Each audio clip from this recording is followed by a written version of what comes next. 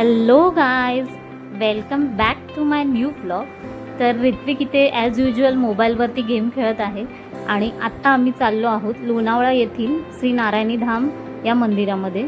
तर हे मंदिर निसर्गरम्य सह्याद्रीच्या टेकड्यांनी वेढलेले असून पर्यटकांसाठी आध्यात्मिक आणि शांततापूर्ण असे ठिकाण आहे. तर तुम्हाला हा मंदिराचा एंट्रन्स बघायला मिळत असेल, भव्य असा.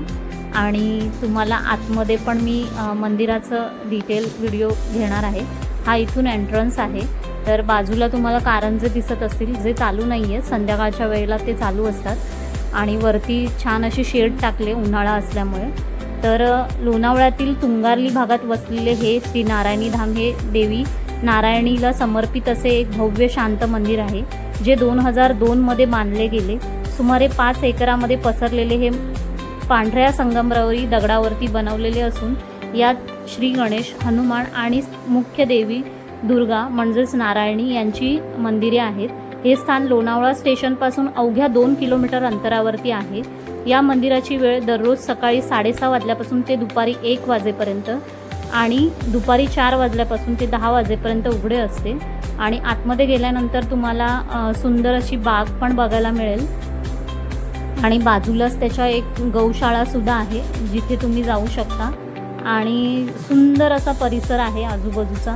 तर तुम्ही जर कधी इथे व्हिजिट केला नसाल तर नक्की व्हिजिट करा. आतमध्ये तुम्हाला वरती मंदिराच्या वरती छान असं कोरीवकाम केलेलं दिसेल संगमरवरी दगडावरती. आणि आतमध्ये गेल्यावर खूप सुंदर असं पीसफुल वातावरण आहे. छान असं हे बघा, वरती छान असं कोरीवकाम केलेलं आहे संगमरवरी दगडावरती. आणि उन्हाळ्यामध्ये जा किंवा इतर कोणत्याही दिवसात जरी तुम्ही गेलात तरी आतमध्ये गेल्यावर खूप प्रसन्न आणि पीसफुल असं वातावरण आहे.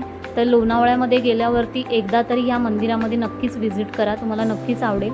आम्ही प्रत्येक वेळेस आल्यानंतर इथे मंदिरामध्ये हा व्हिजिट करतोच.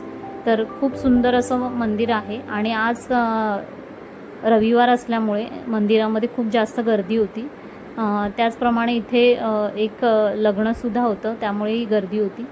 तर हे छान असं आतमध्ये मंदिर आहे. आता आम्ही निघालो आहोत इथून.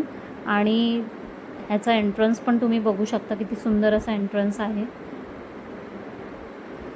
तर माझा ब्लॉग जर आवडला असेल तर नक्की लाईक करा, शेअर करा आणि कमेंट करायला विसरू नका. तुम्हाला कसं वाटलं आहे हे कमेंटमध्ये नक्की सांगा. हे इथे गौशाळा आहे मंदिराच्या बाजूलाच. आणि इन्स्टावरती जर असाल मला बघत तर फॉलो करायला नक्की विसरू नका. So bye bye guys.